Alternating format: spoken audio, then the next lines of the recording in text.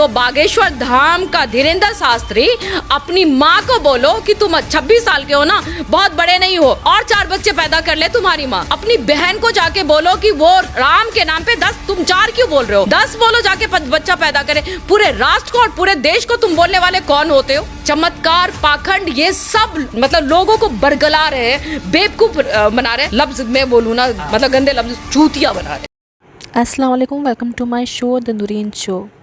बहुत सारे अंधभक्त की मैं वीडियो लेकर आती हूँ, आप लोग उसको पसंद भी करते हो देखना कि कैसे कुछ लोग जो हैं वो बहुत ही गंदगी लोगों के दिमाग में भरते आ रहे हैं चंद वोट के लिए। अगर सरकार चाहे तो इनका मुंह बंद करवा सकती है, लेकिन सरकार ये सब नहीं करने जाती है। खुशबू पांडे, वसीम रिजवी, यतीन नरसिंहानंद, इन लोगों के लगातार भड़काऊ बयान आप देखते ही होंगे। हाल ही में धीरेंद्र शास्त्री ने कुछ बयान दिया था 4 बच्चे पैदा करने के ऊपर। उस पर एक हिंदू औरत ने उनकी बहुत ही बुरी तरह से क्लास लगा दी है। वीडियो आखिर तक ज़रूर देखिएगा। चलिए शुरू करते हैं आज की इस वीडियो को। और मोदी जी के सरकार राज में हमारा देश गया अंधभक्ति में, क्योंकि अब अंधभक्तियों का तो अभी देश है। जो हमारा चल रहा है देश, वो पाखंड के बीच में चल रहा है, अंधभक्ति में चल रहा है। तो जब नसबंदी हो रहा था ना, मुझे लगता है कि मोदी जी की भी नसबंदी हो गई क्या? कहने का मेरा तात्पर्य है, क्या उनके विचारधाराओं की नसबंदी हो गई, उनके भावनाओं की नसबंदी? क्या देश में क्या विकास हो रहा है? तो ये जो इस टाइम में अगर कहा जाए, देखा जाए ना, तो ये संघ, ये आरएसएस, ये भाजपा, मुझे लगता है इन सब की नसबंदी हो गई है, जिससे हमारा देश विकास ही नहीं कर पा रहा है। ना ये विकास कर पाए, ना अपने निजी जिंदगी में विकास कर पाए, क्योंकि कुंवारे घूमते रह गए। इन्हें पता ही नहीं, जो एक कहा जाता है जो अपनी गृहस्थी चलाते हैं ना, तो उनको पता है कि हम कैसे विकास करेंगे। तो जब वो खुद विकास नहीं कर पाएंगे तो ये देश का क्या ही विकास कर पाए? तो खुद विकास पैदा नहीं कर पाए ना। ये लोग कहते हैं देश के लिए त्याग करा है, अपनी पत्नी को छोड़ा। क्या त्याग किया? क्या पत्नी को छोड़ा? पत्नी जो भटकती रही है, कहाँ है? यशोदा जी, आई थिंक यशोदा नाम है ना उनका, तो यशोदा माँ अगर कहा जाए, तो वो कभी पीछे मुड़ के फिर ये लोग फिर औरतों के लिए क्या करेंगे? एक बात बताओ, जो अपनी बीवी छोड़ दी है, जो अपनी बीवी को नहीं देखते कि कहाँ है, क्या कर रही हैं, किस जगह पे है, तो वो देश में जो देश के साथ जो महिलाओं के साथ अच्छा अत्याचार हो रहा है, जो महिलाओं के साथ जो दुर्व्यवहार हो रहा है, ये महिलाओं के साथ हो क्या रहा है? क्या उनके साथ अच्छा हो रहा है, बुरा हो रहा है? तो वो कैसे देखेंगे जब वो अपनी बीवी के साथ नहीं देख पाए? तो अप्रत्यक्ष रूप से आप संघ, आरएसएस और भाजपा और मोदी जी को नपुंसक कहने का प्रयास कर रही हैं। शायद अगर आप कहे, मतलब दीपक जी, आप तो शायद मेरे मुंह की बात छीन लिए कि मैं यही कहना चाहूंगी कि जब वो एक औरत को, जब अपनी औरत को ही नहीं देख सकते, अपने औरत से ही विकास नहीं पैदा कर सकते वो, तो देश का क्या विकास करेंगे? बड़ा पॉइंट है ये मेरा। अच्छा, बाबा बागेश्वर को लेकर भी आप काफी चर्चाओं में। अरे बाबा बागेश्वर, मैंने कहा ना कि आप दीपक जी, आप इस जगह पे मैं अगर आपसे उग्र हो जाऊं तो आपसे पहले ही माफी चाह लेती हूँ मैं, क्योंकि आप क्वेश्चन भी वैसे ही कर लेते हैं, बागेश्वर का नाम लाते हैं और मेरी उग्रता बढ़ जाती है, क्योंकि मैं उस बंदे का तो नाम ही नहीं सुनना चाहती। ये कौन है बंदा जिसको इतनी आजादी दी गई है और इतना बोलने का हक दे दिया गया है कि ये 4 बच्चे पैदा करो, खुद बच्चे पैदा कर लो ना? क्या है ये? अच्छा, एक जगह मैंने ये सुना, ये कह रहा है कि मैं कोई साधु महात्मा नहीं हूं, शादी मैं भी करूंगा। फटाफट शादी कर ले, और 4 क्या, वो 10 बच्चे पैदा कर ले और 10 बच्चे राम के नाम दे दे। ये है कौन? चमत्कारी, यही तो चमत्कारी पे हमारा। अरे मोदी जी जाग जाओ, ये क्या हो रहा है देश में? देखो, सबसे पहले मैं कहूंगी कि मैं किसी पक्ष में नहीं हूं, ये निष्पक्ष, हम क्रांतिकारी हैं, ठीक है, हम देश के पक्ष में बोलते हैं। तो मैं ये कह रही हूं कि जहां पे बागेश्वर धाम 4 बच्चों के लिए आके बोल रहा है, वहां पे क्या मोदी जी ने कुछ बोला? 4 बच्चे को बागेश्वर धाम धीरेंद्र शास्त्री खिलाएगा, पढ़ाएगा, वो रिस्पॉन्सिबिलिटी लेगा? मैं कहूंगी कि ये महिलाओं को मतलब बच्चा पैदा करने का मशीन समझता है क्या समझता है महिलाओं को ये? अगर इसको राम के लिए 4 बच्चे चाहिए ना, तो बागेश्वर धाम का धीरेंद्र शास्त्री अपनी माँ को बोलो कि तुम 26 साल के हो ना, बहुत बड़े नहीं हो, और 4 बच्चे पैदा कर ले तुम्हारी माँ।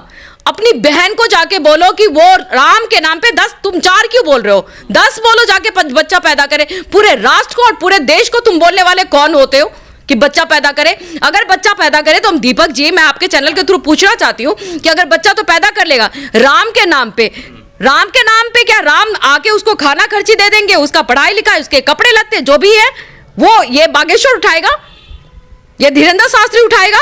ये पूछने वाली बड़ी बात है। ये पूछने वाली तो ये कहने के लिए सबसे बड़ी बात है कि मैं कहती हूं अपने उन लोगों को भी कि जो ये अंधविश्वास, ये पाखंड में, ये चमत्कार में जो ये डूब जाते हो, सच्चाई नहीं देखते।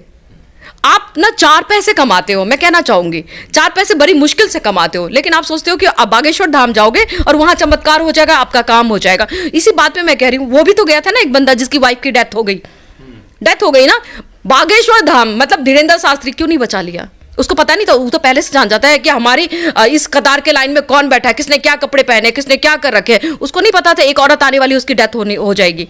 पर्ची तो वो पहले से निकालता है ना, बचा लेता। आज जो उसका पति रो रहा था, मैंने देखा तो वो उसके पति को रोते हुए, उसके घर को, उसके बच्चे को बचा लेता, वो औरत बची हुई रहती। चमत्कार, जानो कि चमत्कार क्या होता है। चमत्कार, पाखंड, ये सब मतलब लोगों को बरगला रहे हैं, बेवकूफ बना रहे हैं, लफ्ज में बोलूं ना, मतलब गंदे लफ्ज, चूतिया बना रहे हैं और कुछ नहीं। और लोग जो है वो चूतिया बन भी रहे अंधविश्वास से। दीपक जी, लोगों को फायदा हुआ होगा तब तुम नहीं दीपक जी, कुछ फायदा नहीं। वो मैंने कहा ना कि मैं अगर मान लो चीज है ये, अभी आप लोगों ने सुना होगा जो शाही हैं, जो माइंड रीड करती हैं, चमत्कार के लिए उनको ले आओ, देश का कल्याण कर देगी। वो तो बैठे बैठे मोदी जी के मतलब फोन का पासवर्ड निकाल देगी। तो आप ऐसे चमत्कार को मिला दो, तो यही चमत्कार तो वो है बंदा जो 4 माइंड रीडिंग करके बताते। 4 शब्द उसने बताया, 4 शब्द बताया कि आपके घर में ये है, आपको आपके पैरों में दर्द हो रहा है, आपके शरीर में दर्द तो सबको होता है ना। अब महिलाएं जाती हैं वहां पे, आप देखोगे तो कई ऐसे मजदूर टाइप से लोग जाते हैं वहां पे, जो पैसे उनको लगता है कि कुछ चमत्कार होगा। और मैं तो ये कह रही हूं, मैं बताना चाहूंगी कि जो हमारे ये देश चलाने वाले 56 इंच के ये जो लोग हैं ना, ये भी चाहते हैं कि अंधविश्वास में लोग इतने घुस गए हैं ना, इन पाखंडों से, ये पाखंडवादियों से देश चला लो। अंधविश्वास, क्योंकि आप शिक्षा की ओर, स्वास्थ्य की ओर, उन्नति की ओर, कि अगर मतलब मिडिल क्लास के लोग पिस रहे हैं, मर रहे हैं, क्या हो रहा है कि इसकी ओर आप ध्यान नहीं दे रहे हो। ध्यान कहां दे रहे हो? मस्जिद कहां, मंदिर कहां, अल्लाह कहां, हिंदू कहां, मुसलमान का, मतलब ये जो घुमा के जो आप लेके आ रहे हो। आप अगर देश चला रहे हो, देश को अगर हमें कहा जाए कि मोदी जी बहुत अलग दिशा में लेके जा रहे हैं, तो अलग दिशा में पता है कब होता? जब आप बात करते शिक्षा की, जब आप बात करते स्वास्थ्य की, जब आप बात करते महिलाओं की, जब आप बात करते गरीबी की। क्या हो रहा है? सही एक मिडिल क्लास का लोग पिस रहा है, मर रहा है, लोएस्ट का तो कुछ कहा ही नहीं जाए। तो ये होता हिंदू राष्ट्र की जो ये मतलब ये जो एक बवाला उठा, आंधी उठी है, ये बना के क्या करोगे आप? क्या होगा? दंगा होगा ना, फसाद होगा ना। इसमें क्या होगा कि आप एक दूसरे से बैर करोगे। हिंदू राष्ट्र क्यों बोलो हिंदू राष्ट्र? मैं फिर से रिपीट करूंगी, क्यों ना बोलो इंसानियतों का राष्ट्र, मानवताओं का राष्ट्र। हम एक जैसे हैं। आज अगर मैं बोलती हूं, आप सड़क चलते हो ना किनारे पे, किसी का एक्सीडेंट हो जाए, आप पहले ये कहोगे, पहले पूछोगे कि तू हिंदू है, तू मुसलमान है, तू सिख है, तू ईसाई है? बोलोगे नहीं ना? नहीं। कोई भी आएगा, आप कहोगे कोई भी आओ, मुझे हॉस्पिटल ले चलो। तो सच्चाइयों पे आओ। मैं ना हमेशा दीपक जी सच्चाई, एक बात बताती हूँ, छोटी पॉइंट होती है, सच्ची बात होती है कि सच्चाई पे आओ और सच्चा राष्ट्र बना दो। निशिकांत दुबे जी जो भाजपा के सांसद है, वो कह रहे हैं कि महुआ मोइत्रा मतलब महिलाओं के लिए, दीपिका सिंह वो महिलाएं उनके लिए कह रही हैं वो वैश्या है। अगर वो दीपिका सिंह और ये मोइत्रा जी के लिए अगर बोल रहे हैं, अपनी बेटी को क्या बोलते होंगे? वो अपनी बेटी, जिस मर्द के मुंह से ये वेश्या शब्द निकलती है, तो आई थिंक निशिकांत दुबे और ये मतलब दीपिका और ये आई थिंक बेटी जैसे ही होंगी, है ना? तो वो अपनी बेटी को क्या मतलब बोलते हुए उनकी जवान लड़खड़ाई नहीं। मैं उन औरतों को कहना, अच्छा मैं ये कहना चाहूंगी कि स्मृति ईरानी जी, अब आप चीखेंगी नहीं माइक पे आके? चीखो माइक पे आके। एक औरत को निशिकांत दुबे जी ने वेश्या कहा है, तो वहां आप चुप क्यों है? उनका क्या कोई बयान आया? नहीं आया ना? कब आएगा उनका बयान? जरा पूछिए, कब आएगा बयान? पूछेंगे। तो चीखो स्मृति ईरानी, आपकी आवाज बहुत बुलंद होती है। बहुत महिलाओं के लिए कहा जाता है कि बोलते हो, लेकिन अब तो महिलाओं के लिए बोल ही नहीं रहे हो। कहीं महिला को, 2 महिलाओं को निशिकांत दुबे जी ने वेश्या कहा है।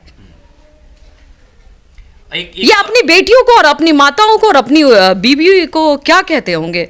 ऐसे जुबान वाले। नहीं, एक महिला को इतनी छूट भी तो दी है। चलो यहाँ पे उनने जो कहा है, अब आप उसको एक खंडन कर रही हैं। एक महिला किरण खैर ने ये कहा है कि जो बीजेपी को वोट ना दे उसको 4 जूते मारो।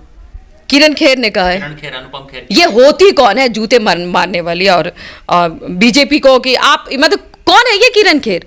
अनुपम खेर की अभी शायद बीमारी से उठी है, अभी शायद पता नहीं, इनको भी नहीं पता कि वो भाजपा का था या वो कांग्रेस का था या वो कहाँ का था। इलाज करवाया होगा उन्होंने, अभी उठी है बहुत बड़ी प्रॉब्लम से, है ना, कैंसर की प्रॉब्लम थी, शायद अभी बाहर निकली है। क्या इन्होंने पूछा होगा कि तुम वोट किसको डाले हो, तभी मेरा ऑपरेशन करना, तभी मेरा कीमो करना? नहीं पूछा होगा ना दीपक जी। तो ऐसे शब्द का उपयोग करने से पहले कि भाजपा को ही वोट दो और जो ना दे वो 4 जूते मारे, तो सोचो ये भारत माता के नाम पे कलंक नहीं है? कलंक है ऐसी लेडीज। किरण खैर कलंक है भारत। बिल्कुल बिल्कुल। ये कैसे बोले ये कि 4 जूते मारो, ये शब्द का कैसे प्रयोग किया? इन शब्दों पे बवाला क्यों नहीं होता? ये तो कांग्रेस को करना चाहिए ना। हाँ तो क्यों नहीं? अरे आप देखो, कांग्रेस को भी करना चाहिए, मैं आम जनता को भी कहती हूँ, आओ आम जनता कब जागेंगे, कब उठेंगे?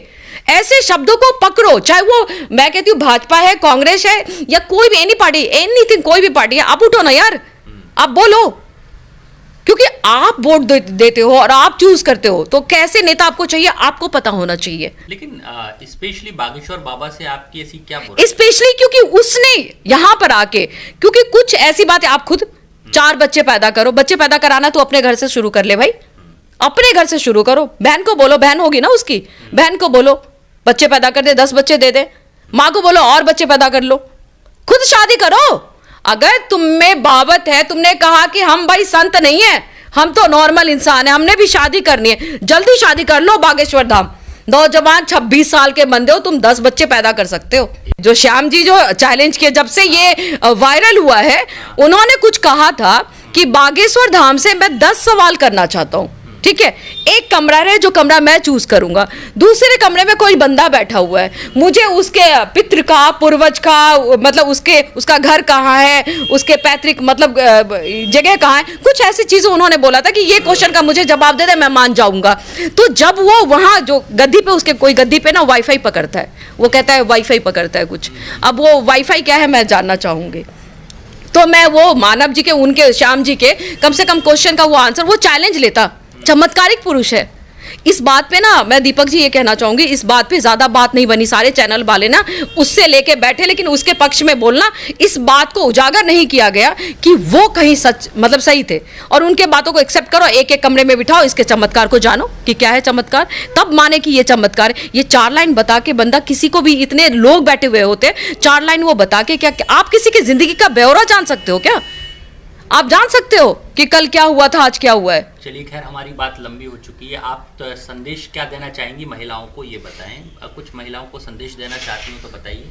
महिलाओं को तो संदेश मैं यही देना चाहूंगी कि बागेश्वर धाम ने एक ये चालू किया, 4 बच्चे पैदा करना चाहिए, तो मतलब सारी महिलाओं उनसे जाके पूछो, 4 बच्चे हम पैदा तो कर ले कि उसके भरण पोषण कौन करेगा, और अगर यही करवाना है तो तुम अपने घर से शुरू कर लो। सारी महिलाएं ये जाके बोलो कि तुम अपने घर से शुरू कर लो, हमारी तो औकात इतनी है, हम तो 2 ही पैदा करेंगे, हम तो 1 ही पैदा करेंगे।